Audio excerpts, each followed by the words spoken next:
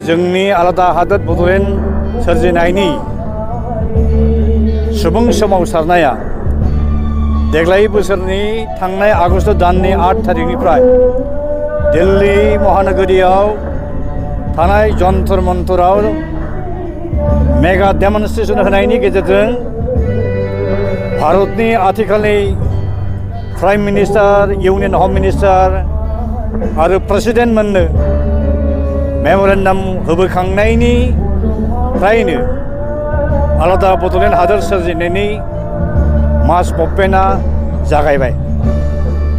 आरो बे सोमावसारनायखौ जेसेदिनहालागै भारत गभर्नमेन्टआ आलादा रायजोखौ सोरजिनानै होनाय नङा, फ्रेश पलिटिकल डायलग स्टार्ट खालामनाय नङा, बै समसिमहालागै जोंनि सोमावसारनाया इनडेफिनिटलि थांबाय थागोन। सम आरो सिटुएसनखौ नायै नायै आरो आलादा बड'लेण्ड हादोरखौ मोननांगौआ मोनगोनाबो डेफिनिटखा। भारत उदांस्रि मोननायनि उनाव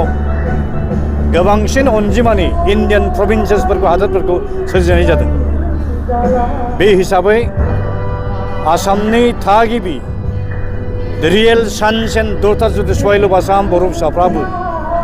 बे बड'लेण्ड हादोरखौ जेरैखिजाया मोनखागोन आरो बे हादोरखौ दाफुंनो थाखाय मोनफ्रोमबो बर' आफादफोरनि दैदेनगिरिफोरखौ दुलाराय बर' बिदा फंबायफोरखौ आं खावलायो, थैस' थांस'यै बे सोमावसारनायाव बयबो बारसोमनांगौ आरो जेसेबां आफादफोर दं बे बर'नि आफादफोरखौ लानानै दा बावैनो अक्ट'बर नङाब्ला नभेम्बर बा डिसेम्बर दाननि गेजेराव मोनसे कमन प्लेटफर्म दानानै बे सोमावसारनायखौ दैदेनलांनो जों जानजि खाफ्रागोन आरो बेनि थाखायनो भारत गभर्नमेन्टनि खाथियाव जोंनि कुथार आर'ज गाबनाय एबा आपिला बेनो जे 3थि बड' गोरोबथानि गेजेरजों बर'फोरनो 2003 आव बै समनि प्राइम मिनिस्टार अटल बिहारी वाजपेयी बिथाङा बर'फोरखौ अननानै गावनि पलिटिकेल ब्लेसिं महरै भारत संबिजितनि 6 शेड्युलनि सिङाव जे बिटिएडि आरो बिटिसि एरेन्जमेन्ट होनाय जादोंमोन, बे एरेन्जमेन्टखौ दिनै नै भारत गभर्नमेन्ट आरो आसाम गभर्नमेन्टआ जोंनो होखानाय बड'लेण्ड टेरिटरियेल एरियास डिस्ट्रिक्ट आरो बेखौ बेंग्रा self rule administrative apparatus Bodoland territorial काउन्सिलखौ सिफायफिननायनि गोथौ राजखान्थियारि खैसार सानाया दिनै प्रेक्टिकेलआव महर मोनफैबाय आरो 16था ट्रेन्सफार साबजेक्टखौ लांफिननाय आरो मोनखानाय 3079 बर' भिलेजेसफोरखौ सोनानै जे बिटिएडि दानाय जाबायमोन, नटिफाइड जाबायमोन, कनस्टिटिउसनेल ट्राइबेल एरिया हिसाबै नटिफाइड जाबायमोन, बेखौ दिनै बाउन्डारि कमिसन दानानै दानख्रेबफिननो नागिरदों। बिसोर मोनसे गिनाय दं आसाम गभर्नमेन्ट बा आसामनि बौद्धिक महला एन्टि बर'फ्रा जे मोनसे समाव बर'फ्रा बे आथिखालनि बिटिएडि ओनसोलखौ लानानैनो आलादा रायजोखौ बिसोर मोनहैनोबो हागौ। बेखायनो बे बिटिएडिआव थाखानाय बेनि जिअ'पलिटिकेल बाउन्डारिनि कम्पेक्टनेस आरो कन्टिगुइटि बेखौ डेमेज खालामनानै एडभान्स दाननायनि राजखान्थियारि खैसारजों बाउन्डारि कमिसनखौ फोज'दों आरो नै दा बावैनो नैबे दाननि सेप्तेम्बर दाननि 30 अक्ट'खालिनो बाउन्डारि कमिसनार रिपर्ट होगोन जाहैदों। बे बाथ्राखौ दाख्लै आसाम एसेम्ब्लियाव बड'लेण्ड वेलफेयार डिपार्टमेन्टनि मिनिस्टार इनचार्ज उर्खाव गौरब ब्रह्म बिथाङा माखासे एमएलएफोरनि सोंलु सोंनायाव बिथाङा फिननाय होदों। दा बिराद दुखुनांथाव, बिथाङा जिबायदि प्रटेस्ट खालामनांगौमोन जेबो बाथ्रा बिथाङा बुङाखिसै आरोखि। दा बेखायनो आं खावलायनो लुबैदों जे थैले उजिलाय बिटिएडिआव हाबखानाय 3079 गामिखौ दरसेबो दानहोनायाव जों गैया आरो बेखौ होबथानायाव साफ्रोमबो बर' फिसाया बेयाव बाहागो लाफानांगौ। मा इउपिपिएल, मा एबसु, मा बिपिएफ, जेसेबां बर'फोरनि आफाद दं, पलिटिकेल पार्टि, नन पलिटिकेल पार्टि, गभर्नमेन्टआ जुदि दाननो नागिरमारोब्ला बेखौ थैथों होबथानांगोन। मोनखानाय जे बिटिएडि आरो बिटिसि बेखौ दाननो होनायनि खुनु कुइसनानो फैया बिनि थाखायनो जोङो सुप्रिम कर्ट आरो गुवाहाटी हाइ कर्टआव बिटिएडि आरो बिटिसिखौ बासायनांगौ होननानै बेनि स्टेटासखौ जेरै दं एरै लाखिफिननांगौ होननानै जों गुवाहाटी हाइ कर्टआव मोनसे पिएल केस इतिमध्ये जों होनाय जाबाय आरोखि जों आसाबादि डेफिनेटलि गुवाहाटी अनारेबल हाइ कर्टआ जोंनि जे प्रेयार जोंनि जे आर'ज बे आर'जखौ बिथांमोना गनायगोन आरो जुदि जोंखौ बाव फेजेनोब्ला सुप्रिम कर्टसिम जों चेलेन्ज खालामहैफिनो जों गोनां जागोन आरोखि दिनैनि दिनाव गुवाहाटी हाइ कर्टआ बड' सिभिल ससाइटिनि मानसिफोर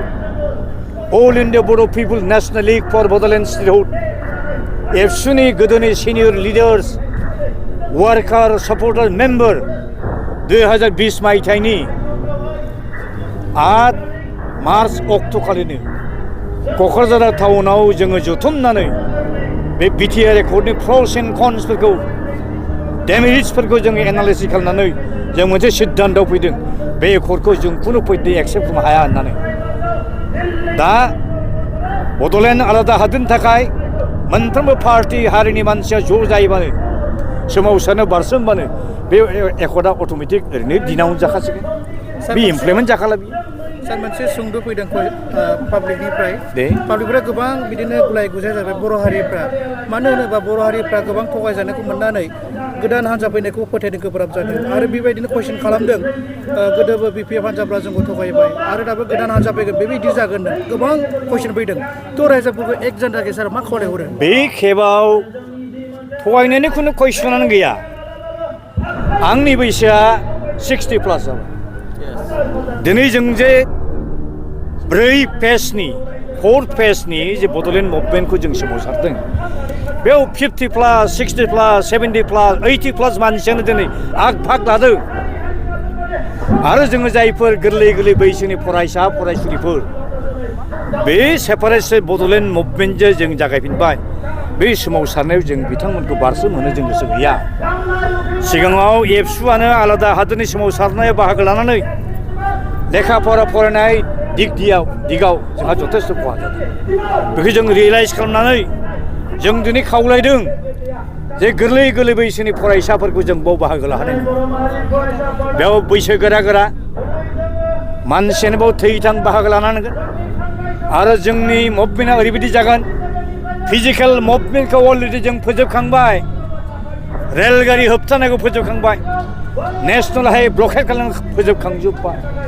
मानसिनि जिउ दान होनांगौ सुप्रिम सेक्रिफाइस 5000नि बांसिन बर' फिसाफ्रा जिउ गारखांबाय एबार जे सोमावसारनाय जागोन बे मेलेमनि दावहा इन्टेलेक्टनि दावहा जे मा जुक्तियाव बर'फ्रा आलादा रायजो मोननांगौ गभर्नमेन्ट अफ इन्डिया जि बुंगोन जे बर'फोरनो रायजो होनो हाया रायजो मोना जों काउन्टार होगोन मानो जों मोना गुबुन जुदि रायजो मोननोब्ला बर' मानो मोना बर' जातिया एन्टायर नर्थ इस्ट इण्डियायावनो जेसेबां ट्राइबेल मानसिफोर दं बे ट्राइबेल हारिफोरनि गेजेराव लार्जेस्ट सिंगल ट्राइब नागाफ्रा जुदि 1 लाखजों जुदि आलादा नागालेण्ड रायजो मोनोब्ला मिज'फ्रा जुदि मोनोब्ला गार' खासिया जयन्तिया जुदि मोनोब्ला अरुणाचलिसा मोनोब्ला तेलेंगानाफ्रा मोनोब्ला जों मानो मोना मोननायनि खुनु जाहोनानो गैया आरो जोंनि बे दाबिया legitimate justified entire north east India बारिं दि हिल्स रिजन हाजोखौ बाद होनानै गासिबो प्लेन ओनसोलावनो बर'फोरनि जुग बे हिसाबै जोंहा हिस्ट'रिकेल प्रेडिक्ट दं जोंहा जारिमिनारि क्लेम दं बे हिसाबै आं खावलायनो लुबैदों जे जि सोमावसारनाय जागासिनो दं जे जालांगोन बेयाव आइ आफा रायजो राजाखौ हारिखौ थगायनानै कुइसनानो गैया सोरबा जुदि थगायनो थाखाय जोंनि बे सोमावसारनाय हाबनानै थायोब्ला बेटार he should immediately quit बे ओंखारना थांफिनदों आरो सोरबा पलिटिकेल पार्टिया जोंनि बे सोमावसारनायखौ जुदि सेबटेज खालामनो नागिरदोंब्ला पलिटिकेल माइस लानो नागिरदोंब्ला बे गोजानाव जानगारना थाखानाय गाहाम बेथ' गभर्नमेन्टनि बिराद गाज्रि कनस्पिरेसि एनडिपिफोरखौ गावसिनि गोदान एकर्डनि जि एमअएस बे एमअएसनि ड्राफ्टखौ रावनोबो दिन्थिया जासेनो गबिन्द बसुमतारीनि बादै प्रमद बर'नि अनगायै गुबुन सिगनेटरिसा कुनु दिन सिगाङाव नुनोनो चान्सखौ मोनखायाखै भारत गभर्नमेन्ट आसाम गभर्नमेन्टनि सायाव फोथायनानैनो आरो एबसुनि सायाव फोथायनानैनो एनडिपिनि बिदा फंबाय बिथांमोना आरो इउपिपिआबो 2020 मायथाइनि 27 जानुवारियाव आनवान्टेड आनकल्ड फर ट्रेसारास थगायग्रा ट्रेइटरास बे थामथि गोरोन्थिफोरखौ खालामनाय जादों बिथांमोना आसा खालामदोंमोन हयथ' सभरेन कान्ट्रिनि थाखाय 3 जुजिबाय सभरेन कान्ट्रिनि दाबिखौ नागारबाय सेपारेट स्टेटआव बिथांमोना फैबायमोन